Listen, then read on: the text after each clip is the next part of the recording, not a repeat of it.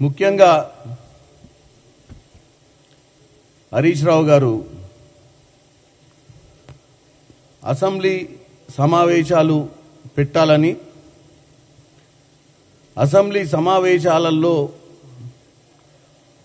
వారికి సరి అయిన అవకాశం ఇవ్వాలని, వీలైనంత వరకు కెమెరాలన్నీ వాళ్ళ వైపే పెట్టి వాళ్ళ ఏకపాత్రాభినయాన్ని చూపించాలని, మైకులు కట్ చేయొద్దని, అసెంబ్లీని వాయిదా వేయొద్దని అని అడుగుతూ మేము గోదావరి కృష్ణా జలాల మీద మాట్లాడడానికి సిద్ధం. కాంగ్రెస్ పార్టీ నాయకులకు అవగాహన లేదు. మా 10 సంవత్సరాల పాలనలో ఏం జరిగిందో, 10 సంవత్సరాల పాలన ముందు కాంగ్రెస్ హయాంలో 50 సంవత్సరాలలో ఏం జరిగిందో, గత సంవత్సరన్నరలో ఏం జరిగిందో మేము చెప్తామని చెప్పడం జరిగింది. నిన్న నేను కూడా హరీష్ రావు గారికి ఒకటి చెప్తున్నా, 100% రండి, చర్చించుకుందాం. ఇరిగేషనే కాదు, మీ 10 సంవత్సరాల పాలనల నీళ్లు, నిధులు, నియామకాల నినాదంతో మేము కాంగ్రెస్ పార్టీ ఆ రోజు జరిగిన ఉద్యమాలను గుర్తించి తెలంగాణ తెచ్చుకోవడం ఇచ్చుకోవడం జరిగింది. తెలంగాణ తెచ్చుకున్న ఈ 3 నినాదాలు గత 10 సంవత్సరాలలో ఎలా తుంగలోకి తొక్కబడ్డాయో తెలంగాణ ప్రజలకు 10 రోజులైనా పెట్టాలి, 15 రోజులైనా పెట్టాలి. అసెంబ్లీ రోజు ఒక అంశాన్ని తీసుకోవాలి. అసలు 10 సంవత్సరాల ముందు ఏం జరిగింది, 10 సంవత్సరాలలో ఏం జరిగింది, మిగులు రాష్ట్రం అప్పుల రాష్ట్రం ఎందుకైంది, మరి 8 లక్షల కోట్లు నిజంగానే మనం అప్పుల పాలయ్యి ఉంటే మరి 8 లక్షల కోట్లు పెట్టినాక కూడా హైదరాబాద్ నగరంలో మూసి ప్రక్షాళన ఎందుకు కాలేదు, మెట్రో ఫేజ్ 2 ఎందుకు చేయలేకపోయినాం, అంత డబ్బు ఖర్చు అయినాక కూడా ట్రిపుల్ ఆర్ ఎందుకు చేసుకోలేకపోయినాం, రీజనల్ రింగ్ రోడ్ని.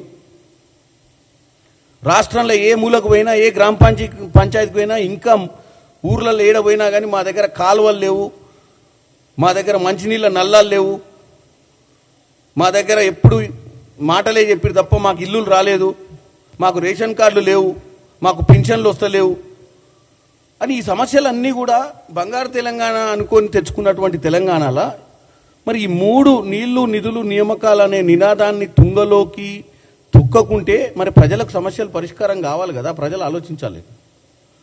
2014 నుంచి 24 దాకా చిత్తశుద్ధితోటి పరిపాలించుంటుంటే వాళ్ళు పెట్టిన పెట్టుబడిని మిగులు రాష్ట్రంగా ఉన్నటువంటి తెలంగాణలో వాళ్ళు పెట్టిన ప్రతి నయా పైసను ప్రాపర్గా ప్రజలకు అందే విధంగా ఖర్చు పెట్టుంటే ఈ సమస్యలు ఎందుకుండే ఈ రాష్ట్రంలో? ఎందుకు ఒక హెల్తీగా ఉన్నటువంటి పసిబిడ్డ తెలంగాణ 10 సంవత్సరాల తర్వాత చిక్కిపోయింది? ఎందుకు ఐసీయూ దాకా పోవాల్సిన పరిస్థితి ఏర్పడుతుంది మన రాష్ట్రానికి? ఎవరి దారుణం చేసింది? మరి ఇద్దరు బావా బామ్మార్దులు బ్రహ్మాండంగా ఎక్కడ పడితే అక్కడ అబద్ధాలు చెప్పుకుంటా ఇప్పటికి కూడా అన్ని వాస్తవాలు తెలిసినాక కూడా తెలంగాణ ప్రజల్ని ఇరిగేషన్ మీద, ఇప్పుడు కొత్తగా ఇరిగేషన్ మీద పడ్డారు. ఎందుకంటే చంద్రబాబు నాయుడు గారు పోలవరం ఎక్స్టెన్షన్ బనకచెర్ల గురించి మాట్లాడటం మొదలుపెట్టినాక వీళ్లకు ఒక ఉపాయం తట్టింది. ఇప్పుడు తెలంగాణ ప్రజలు మనం దోచుకున్న దోపిడిని మర్చిపోవాలంటే మళ్ళీ మన ఒరిజినల్ స్టాండర్డ్కి రావాలి, మళ్ళా ఆంధ్ర సెంటిమెంట్ను గుంజుకు రావాలి.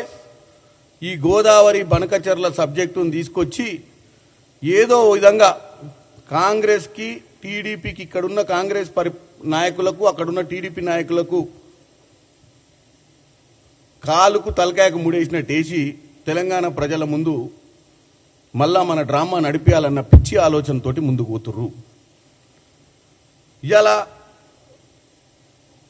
అసెంబ్లీ నడుపుకుందాం, మీ మీద మా ఎన్పిఆర్కి చెప్పి మా లోపల ఉన్నటువంటి కెమెరాస్ మీ సైడే పెడతాం, అవసరమైతే 70 mm చూపిస్తాం ప్రజలకు.